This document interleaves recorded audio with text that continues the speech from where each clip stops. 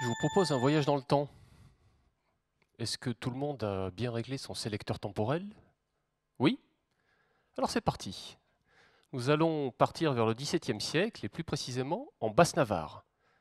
Alors la Basse-Navarre est un ancien royaume indépendant qui fait maintenant partie du royaume de France. Plus précisément depuis que son dernier roi, Henri III de Navarre, est devenu roi de France sous le nom de Henri IV.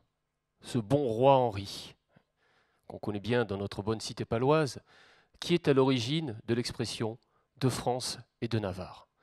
Alors c'est l'histoire également de la construction administrative de la France. Que l'on soit basque, bourguignon, provençal, breton, les provinces qui ont été intégrées à la monarchie ont gardé leurs privilèges, leurs coutumes. Le roi les a autorisés à les conserver et le roi a laissé aux élites locales la possibilité de s'assembler annuellement pour continuer à traiter une partie des affaires du pays. Alors concernant plus particulièrement la Basse-Navarre, ma thèse a justement consisté à faire revenir à la surface la mémoire de l'Assemblée navarraise.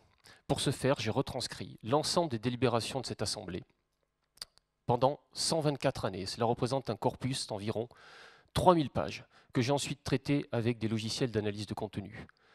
Les résultats que j'ai obtenus permettent de faire revenir à la surface des choses un dialogue inédit entre la monarchie, le pouvoir central, Versailles et la lointaine province.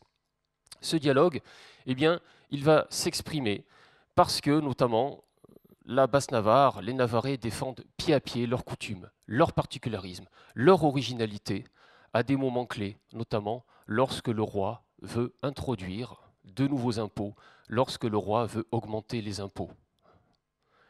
Ça vous rappelle forcément quelques souvenirs là aussi.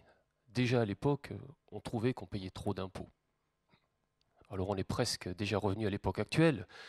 Ce dialogue entre la Basse-Navarre et Louis XIV, c'est un peu David contre Goliath, et pourtant il existe. Alors est-ce qu'on ne pourrait pas se servir justement de cette mémoire, de ce dialogue entre l'ancienne province et la monarchie, comme base de travail à l'heure actuelle pour le dialogue entre l'État et les régions au moment où l'on s'intéresse de plus en plus à un redécoupage administratif de la carte de France? Finalement, on s'en aperçoit, l'histoire, c'est un éternel recommencement.